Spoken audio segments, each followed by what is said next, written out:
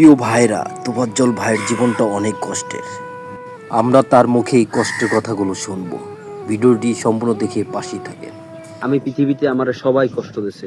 আমার আমি কষ্ট ছাড়া আমি কিছু পাইনি জগতে, কষ্ট ছাড়া আমি কিছু আমার একটু লাইগা জায়গাটা দেখাই দিন। সারাদিন রাত কবর খুঁড়িস নাই আমি পিরিতের নলে পোড়া মরার পরে আমায় মারিস না তোরা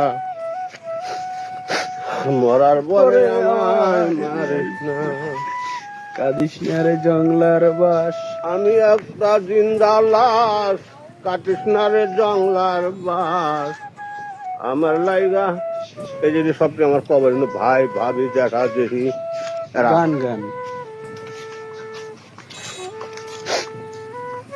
যে আমার খবরটা কোন জায়গায় বিষয়টা বলেন, আবার বলেন। কাঁদিস না রে।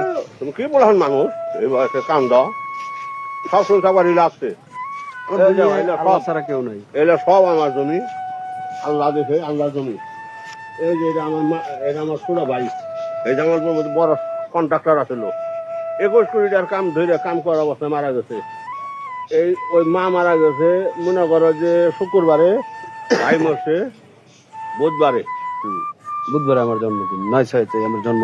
ওখানে আমার আব্বার খবর, আমার আব্বা শিক্ষক ছিলেন একটা প্রাইমারির প্রায় 40 বছর শিক্ষকতা করছেন। এগুলো যে সমাজের কবরখানা।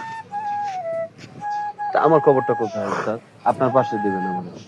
এইটা সব যেখানে তুমি নিবো ওখানে তো তোমার না আমি নিব না, আপনি আপনি আপনি বলেন যে আমি আমার যে জায়গায় দেবে, এই যে সাহিত্য করে দেবে, এই চাচি আম্মা বা কাকি আম্মার করে দেবেন যে আমি 3.5 জমি ওরে দিয়ে গেছি। তুমি এই যে দেখতেছো গাছপালা না, হ্যাঁ এক জায়গায় এইটুকুর মধ্যে তুমি জিনু চাই নেবে ওখানে দিতে পারবো। আপনার পাশে, আপনার পাশে আমার আল্লাহ কবে নেবো তারপরে আমার মনে করো যে এখন আমি ওই ওই ফিরে যাবো। এবার মাটি কাটে মেয়ের পোলা পুকুর করছিলাম, মিনি পুকুর দিয়ে ওরা 27 গোসল করবো ওটা স্যার বন্ধ করে দিতে। কোন জায়গায় আপনি যে জায়গায় থাকবেন, মানে এইটু বলেন যে আল্লাহ যদি তোরে নসিব করে আমার পাশে কবর থাকবে, সেটা বলেন। এই যে এখানে এই থেকে 8টা সিরিয়াল হবো, এই সিরিয়ালের পরে আবার উত্তর দিয়ে চলে যাবো। আমি এক জায়গায় থাকবো, আর অন্য কেউ। আচ্ছা কোনো সমস্যা নেই, কোনো সমস্যা নেই।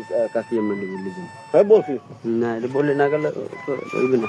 যে আমি যে আগে গেলে বা তুমি গেলে যে যাও, আমার সন্তানকে বললে যাবো যে এটা সন্তান আমার বাংলায় অনার্স করছে, ও মাস্টার্স করছে, বঙ্গবন্ধু ল কলেজে LLB করতেছি।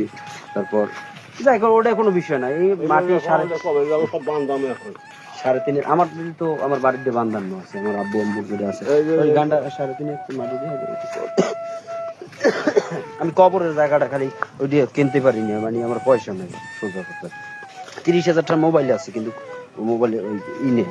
আমার বাংলাদেশ ব্যাংক 3.5 কোটি টাকা বুঝলো, ওটা ধরে কাছে আমি যাই না। আর টাকা দিয়ে কি করবো? ওটা ওটি কি কবরে নিতে পারবো?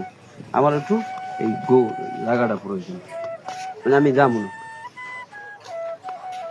ওই দিয়ে যাবো না। হয়তো দেখা দেওয়া আমি কি যাই হইবে কিনা, তারপর বলেন। আমার খবর বাড়ে টাকা দিয়ে দিবেন। এই যে বলেন যে আমি যদি বাচ্চা থাকি, যে আগে যাও, আমার বাবা আমার দিয়ে গেছে। আমি বাংলা অনার্স মাস্টার্স কমপ্লিট হয়ে গেল, কোনো সমস্যা নেই। যদি আমার নসিবে থাকে, আর নসিবে না থাকলে আমার বাড়িতে হইবে। আর আমি খালি আমার জায়গাটা ছিল, মানে কবরের জায়গাটা বাকি ছিল।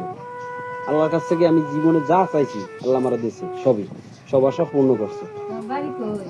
বাড়ি বরগুনা জেলার পাথরঘাটা উপজেলা। আমার পিতার নাম মরহুম আব্দুর রহমান, মাতার নাম মোহাম্মদ মাহেও মারা গেছে, বিউটি বেগম। আর এক ভাই পুলিশের ASI আছে। আর আমি বাংলা অনার্স মাস্টার্স কমপ্লিট করেছি পিরিজপুর সরোয়ারদি থেকে, বঙ্গবন্ধু ল কলেজে LLB করতেছি।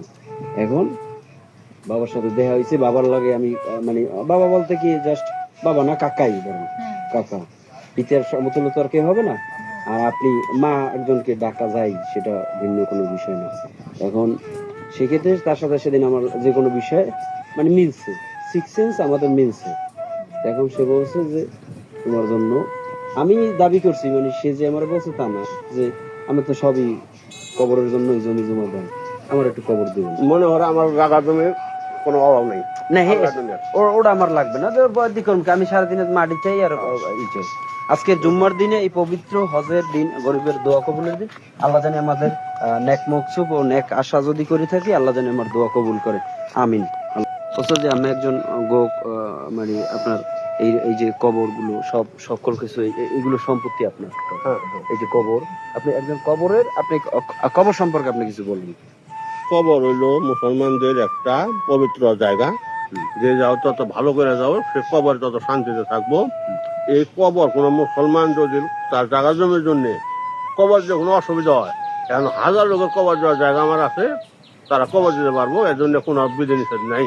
আচ্ছা ওস্তাদ জি, আমি বলেন আমি কি কি লেখাপড়া করছেন, আমি এডুকেশন ব্যাকগ্রাউন্ড তো বলুন। আমি গ্রাজুয়েশন নিয়েছি 1986 সাল, ঢাকা ইউনিভার্সিটি পড়তে গেছিলাম, টাকা পয়সা নিয়ে আর পড়তে পারিনি, চাকরি না দিনে চলে গেছি।